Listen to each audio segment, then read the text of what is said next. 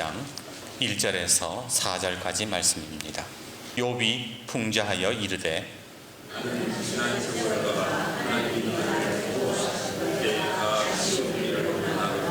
그때에는 그의 등불이 내 머리에 빛이었고 내가 그의 빛을 힘입어 암흑에서도 걸어 다녔느니라. 내가 원기왕성하던 날과 같이 지내기를 원하노라. 그때에는 하나님이 내 장막에 기름을 발라 주셨도다. 아멘. 세계적인 가야금 명인인 황병기 선생님은 원래 서울대 법대에 진학을 했다가 가야금에 빠져들어서 평생을 바친 분으로 잘 알려져 있습니다. 그런 그가 그의 책 깊은 밤 그 가야금 소리라는 그 책에서 이런 이야기를 합니다. 1989년 어떤 일이 있어도 에밀레종의 시름, 에밀레종의 실제 소리를 들어야 되겠다고 마음을 먹었습니다. 왜냐하면 오래된 에밀레종을 보호하기 위해 내년부터 타종을 금지시키기로 결정이 되었기 때문입니다. 그러니까 에밀레종 소리를 들을 수 있는 마지막 기회였던 거예요. 그렇게 군중들 사이에 섞여 있는데 마침 타종을 하기 위해 올라선 박물관장이 저를 알아보고는 함께 타종을 하자며 제안을 했습니다. 참 영광스러웠지요. 긴 통나무를 잡고 12시 정각에 첫 번째 타종을 했습니다. 여러분 타종 소리를 들어보셨는지 모르겠지만 타종을 땡땡땡땡 여러 번 치는 게 아니죠. 땡 하고 나서 첫 번째 소리 그 종의 여운이 사라질 때까지 기다립니다. 그런 다음에 두 번째 타종을 해요. 그러니까 33번을 치려면 꽤 오랜 시간이 소요가 되는 거죠. 그렇게 한 번을 치고 두 번, 세 번을 치다가 이 황병기 선생은 그만 그 자리에서 내려와 버렸습니다. 이유가 뭔가? 너무 시끄러웠기 때문입니다. 자기는 종을 치러 간 것이 아니라 종소리를 듣고 싶었는데 구름대처럼 모인 시민들이 댕 하고 종소리가 날 때마다 와 하고 막 소리를 지르니까 그만 실망을 하고 만 겁니다. 잠시 후 관계자 한 사람이 황병기 교수에게 찾아옵니다. 선생님 왜 내려오셨어요? 나는 종소리를 듣고 싶은데 사람들이 소리 지르는 것 때문에 종소리가 들리지 않습니다. 저 그냥 갈랍니다. 그러자 그 관계자가 이렇게 말을 하더래요. 교수님 그러면 저기 저 맞은편 언덕인 반월성에 가보세요. 경주 반월성. 거기에는 잘 들릴 거예요. 아니 바로 앞에서도 안 들리는데 저 먼 곳에서도 들린다고 반신반의하며 황병기 교수는 언덕으로 올라갔습니다. 그런데 웬걸 소란스러운 사람들의 함성을 듣고 신비로운 종소리가 들리기 시작했던 거예요. 그리고 이 책의 서평을 쓴 그 100주년 기념교회를 섬겼던 이재철 목사님은 이 이야기에 대해서 이런 서평을 내놓았습니다. 주님의 음성도 그렇습니다. 온갖 욕망의 아우성 속에서는 진리의 소리가 들리지 않습니다. 세상에 묻혀 살 때는 주님의 음성을 듣지 못합니다. 왜 이런 이야기를 했을까요? 그 이유는 우리 하나님께서는 늘 우리의 삶에서 세미한 음성으로 말씀하시기 때문에 그렇다는 거예요. 열왕기상 19장을 보면 엘리야 선지자가 자기를 죽이려는 이세벨로 인해서 심한 두려움과 우울증에 빠지게 됩니다.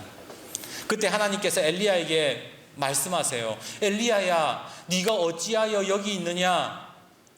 그러니까 엘리야가 그러는 거예요. 하나님도 아시잖아요.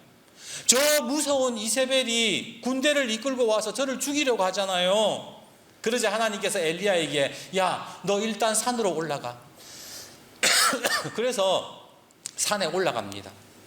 산에 올라가 보니까 어마어마한 바람이 불고 위에서 막 돌이 산사태처럼 돌이 떨어지고 지진까지 일어나고 막 불이 나는 거예요.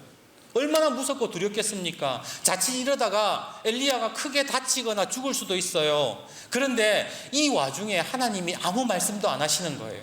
아니, 말씀을 안 하신 게 아니라 엘리야가 하나님의 음성을 못 들었던 겁니다.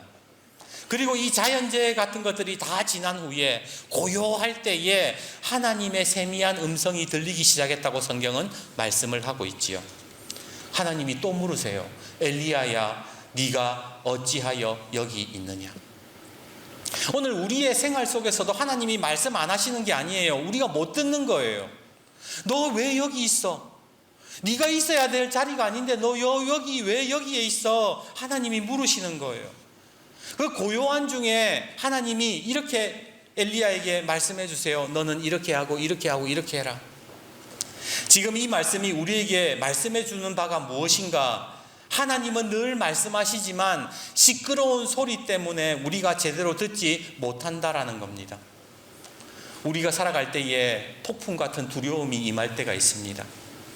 산사태 같은 인간관계의 무너짐을 경험할 때가 있어요. 내 삶에 지진이 일어나고 불같은 세상의 욕망이 내 속에서 이글이글 타오를 때에 그때는 하나님의 음성이 들리지 않는다라는 겁니다.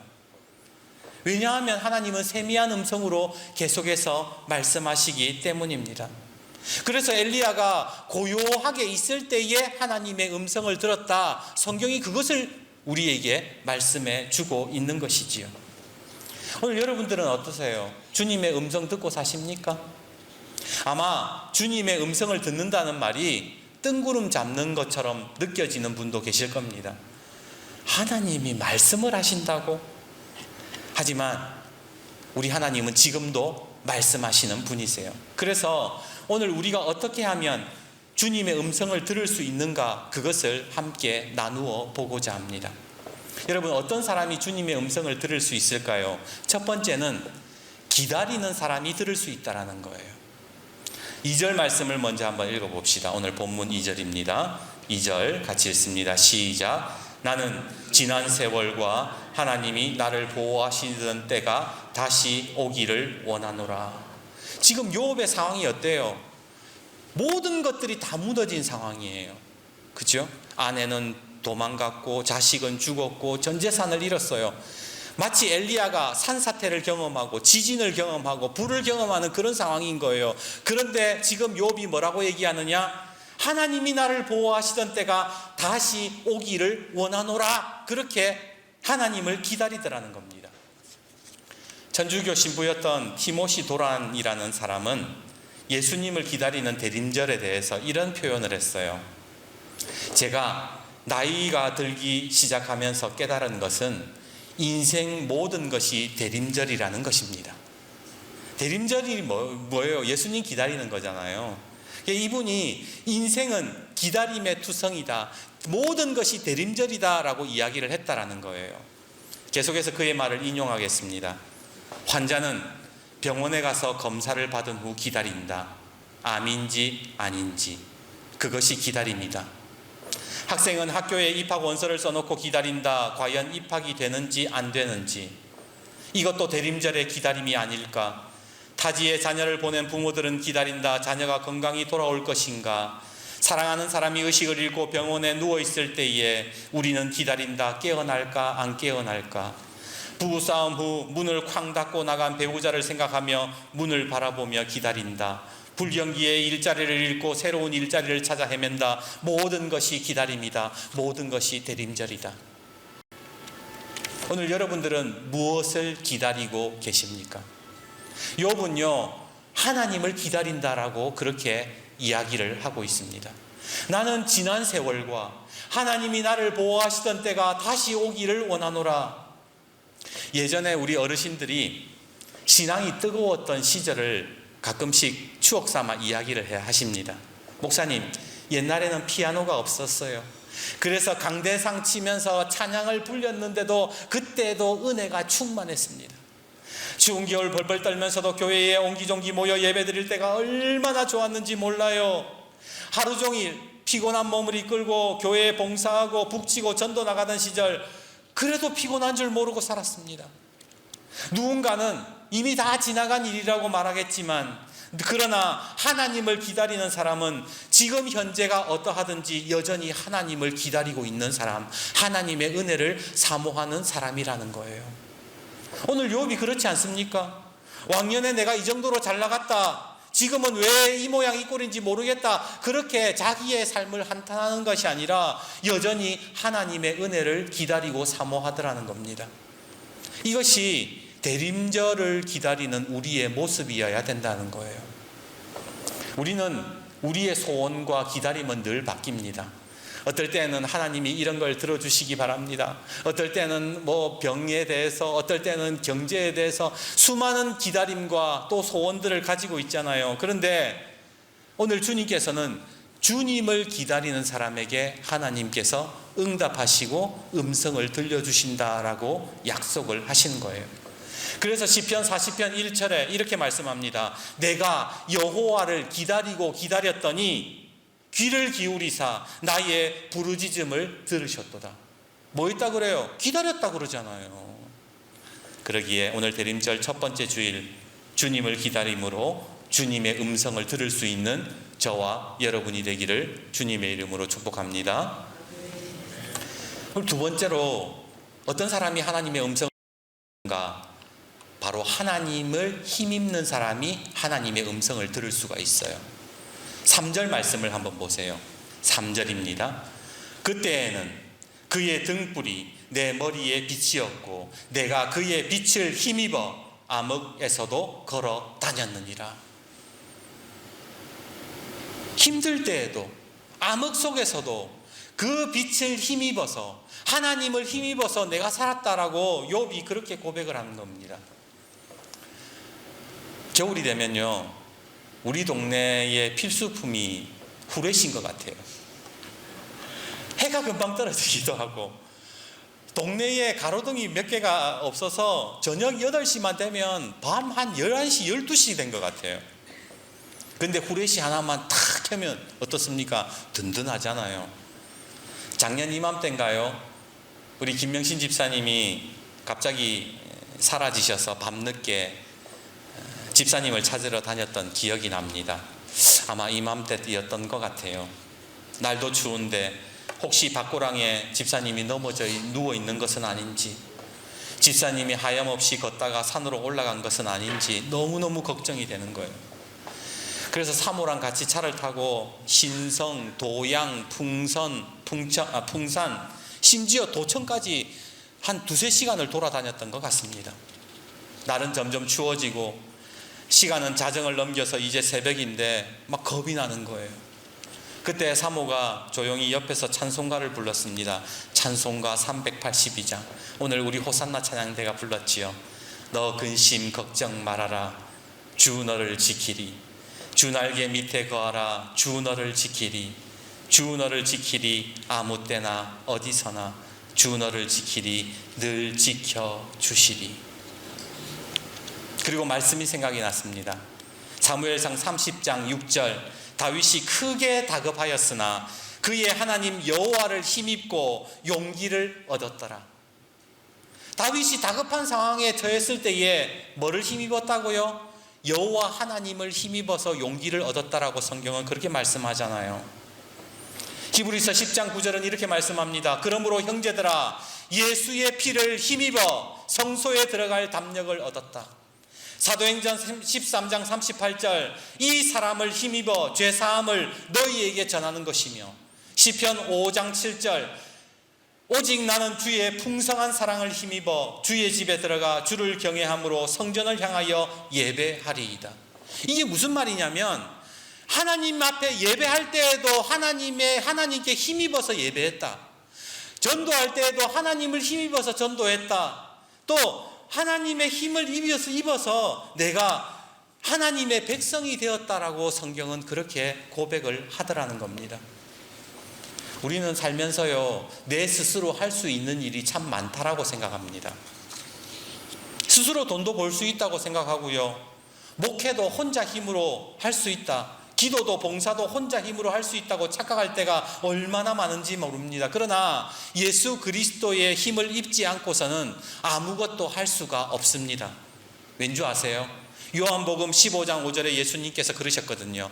나를 떠나서는 너희가 아무것도 할 수 없습니다. 그러니까 하나님의 힘을 입지 않고 목회하는 것 가짜라는 거예요. 하나님의 힘을 입지 않고 내가 지금 이 세상을 살아가는 것, 그거 껍데기라는 거예요. 그러기에 주님의 음성을 듣는 것 또한 뭐예요? 하나님을 힘입어야만 하나님의 음성을 들을 수가 있다라는 겁니다. 자기개발 리더십 컨설턴트로 유명한 미국의 폴 마이어라는 사람이 있어요. 이분이 용서의 심리학이라는 책에서 이런 이야기를 합니다. 세계적으로 유명한 3대 테너가 있어요. 그 성악하는 분들 있잖아요. 여러분 보셨는지 모르겠어요. 왜 배 이만큼 나와가지고 뚱뚱한 파바로티 오 하는 아저씨들. 이 세계적으로 유명한 3대 테너가 있는데, 파바로티, 그 다음에 플라시도 도밍고, 그 다음에 호세 카레라스, 이 3명의 남자가 전 세계적으로 유명한 이 3대 성악가입니다. 그런데 재미있는 거는요, 파바로티 뚱뚱한 아저씨, 그 털보 아저씨는 이탈리아 사람이에요. 그리고 플라시도 도밍고와 호세 카레라스는 둘 다 스페인 사람인데, 이 둘이가 같은 나라 사람인데 사이가 엄청 안 좋아. 왜 안 좋은가? 왜냐하면 이 역사적인 배경이 있어요. 이들 출신이, 하나는 플라시도 도밍고는 스페인 수도인 마드리드 사람이에요. 그리고 이 호세 카레라스는 바로 바르셀로나 출신인데, 축구를 좋아하시는 분들은 알아요. 마드리드하고 바르셀로나는 죽일 듯이 싸우거든요. 한번 누구라도 이기면 막 칼부림 날 정도로 난리도 아니에요. 사이가 원래 안 좋아. 왜 안 좋은가? 그 이유는요, 이 스페인하고 바르셀로나가 이 스페인에서 독립을 원했습니다. 그래가지고 2017년에 우리 독립하란다, 우리는 스페인 사람 아니다, 우리는 스페인하고 다르다, 그래서 국민투표를 합니다. 그래서 바르셀로나인 사람 91%가 독립하겠다고 찬성을 하게 되는데, 스페인 정부가 안 돼, 독립 못해. 왜? 얘네들이 빠져나가면 자기네들이 너무 손실이 크거든요. 그러니까 이 바르셀로나 사람들은 이 스페인 사람을 너무 미워했던 거예요. 도밍고는 스페인 출신이라 그랬죠. 그리고 호세 카레라스는 바르셀로나 출신이니까 이 사이가 좋을 리가 없는 거예요. 이 호세 카레라스가 한 번은 이 행사에 초대를 받았는데, 거기에 플라시도 도밍고 있다 그러니까 나 안 해, 나 안 가. 그리고 다음부터 뭐 공연이 있다 그러면 항상 물어봐요. 거기에 플라시도 도밍고 있는지 없는지 확인하고 참석을 하는 거예요. 앞으로 계약서 쓸 때 도밍고 있으면 나 안 간다, 앞으로 부를 생각도 하지 마라, 그랬다는 거죠. 그러다 어느 날 이 호세 카레라스가 급성 백혈병에 걸리게 됩니다. 생존율이 10%. 그래서 살기 위해서 미국으로 건너가 치료를 받는데, 미국의 의료비가 얼마나 비쌉니까? 뭐 보험도 제대로 없는데. 그래가지고 천문학적인 돈을 막 쏟아부으면서 자기가 여태까지 벌었던 돈을 싸그리 다 날리게 돼요. 근데 앞으로 골수 이식도 받아야 되고 치료도 많이 남았는데 어떻게 하지 고민하다가 의료 지원을 하는 한 단체에 도움을 요청하게 되는데, 이 에르모사라는 재단이 있어요. 거기에서 이제 돈을 받아가지고 치료를 받고 골수 이식 받고, 그래서 다시 건강을 찾게 됩니다. 그리고 이제 다시 돈을 벌 수 있게 됐어요. 얼마나 고맙겠습니까? 그래서 에르모사 재단에 가가지고 그때 나를 도와줘서 너무 고맙다 그러면서 찾아가서 다시 돈을 기부하려고 하는데 깜짝 놀라고 말았습니다. 바로 그 재단의 이사장이 누구였느냐? 플라시도 도밍고였던 거예요. 아니, 내가 그렇게 미워하고 내가 그렇게 욕하고 내가 저거랑은 상종도 안 한다 그러고 내가 스페인을 향해서는 오줌도 안 싼다 그러던 사람이었는데, 플라시도 도밍고가 그거 사실을 알면서도 지원해줘라 그랬다라는 거예요. 나중에 감동을 받은 이 호세 카레라스가요, 훗날 이 플라시도 도밍고가 연주하는 노래를 부르는 그 연주회장에 찾아가서 공연을 하는데, 거기에서 뚜벅뚜벅 걸어 올라가 가지고는 그 자리에서 무릎을 꿇고는 감사의 이야기를 전합니다. 그동안 내가 당신을 욕하고 악담하고 당신을 미워했던 것을 용서해 주십시오.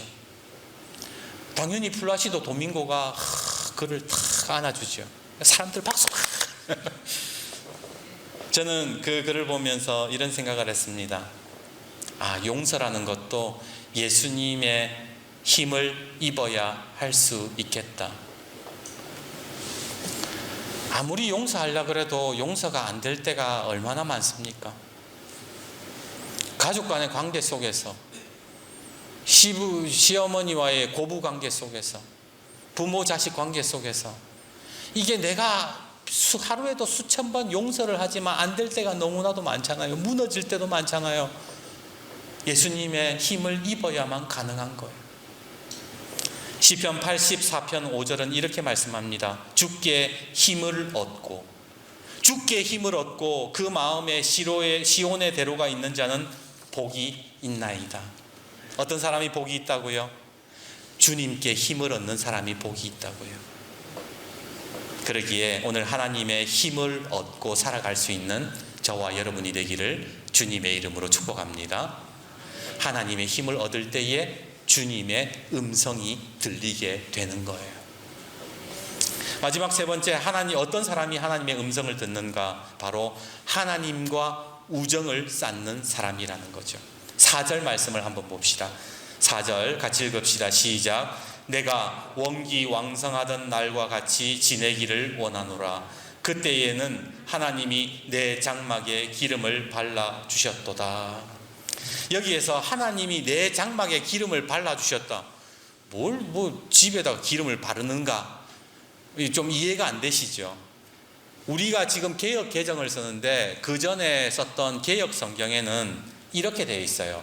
하나님의 우정이 내 장막 위에 있었다. 하나님의 우정이 내 장막에 있었다. 그런데 이 성경을 번역하는 나이 드신 분들이 어디서 하나님 우정 타령이야? 하나님 니랑 친구야? 그래가지고는 다시 개역 개정해서 이렇게 바꾼 거예요. 하나님의 장막에, 내 장막에 하나님이 기름을 발라주셨다. 더 어렵게 만든 것이죠. 그런데 왜 욥이 하나님과의 우정을 이야기하는가? 요 근래 뉴스를 보니까 대한항공이랑 아시아나가 합병한다라는 소식이 들려오더라고요. 근데 여러분, 비행기에는 마일리지 제도가 있다라는 거 아세요? 마일리지라는 게 뭐냐면 비행기를 타고 다닐 때에 그 이동 거리에 따라서 항공료 할인이나 서비스를 받을 수 있는 거예요. 그래서 비행기 많이 타고 다닌 사람들은 마일리지가 쌓여가지고 나중에 좌석도 업그레이드하고 공짜로 비행기를 타기도 하고 그래요. 근데 이 마일리지가 사람의 관계도 마찬가지인 것 같아요. 사람의 관계는 한순간에 만들어지는 것이 아닙니다. 오랜 시간 수많은 일들을 함께 할 때에 마일리지가 쌓이는 거죠. 그죠?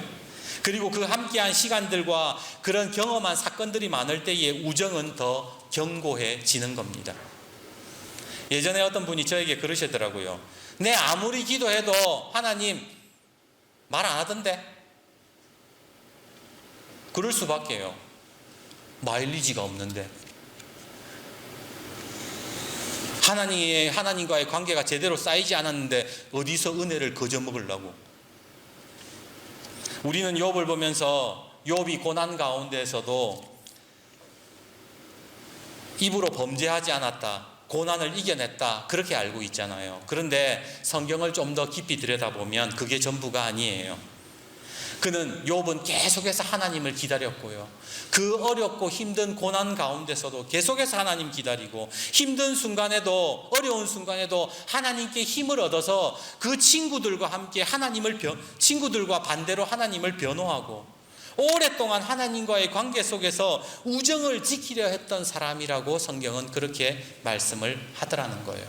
그리고 이 세 가지를 통해서 욥기 42장에 가면 욥이 결국에는 어떻게 돼요? 하나님의 음성을 듣는 장면이 나오게 됩니다. 욥기 42장 5절을 보면 욥이 이렇게 이야기합니다. 내가 주께 대하여 귀로 듣기만 하였사오나.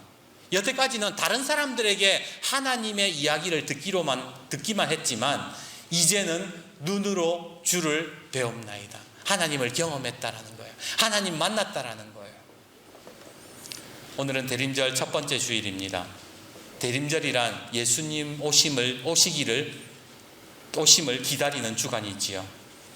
예수님의 오심을 기다리는 사람은 어떤 사람인가? 바로 하나님의 음성을 듣고자 하는 자, 그 사람이 하나님을 기다리는 사람이라고 저는 생각합니다. 정리하겠습니다. 오늘 하나님의 음성을 들으려면 첫 번째, 기다릴 줄 알아야 돼요. 하나님을 기다려야 돼요. 두 번째, 하나님을 힘입어야 돼요. 세 번째, 하나님과의 관계를 더 가깝게 만들어야 하는 겁니다. 오늘 이 세 가지를 기억하시면서 대림절을 보낼 때에 성탄절, 하나님, 나를 사랑하시는 하나님의 음성을 듣는 저와 여러분이 되기를 주님의 이름으로 축복합니다.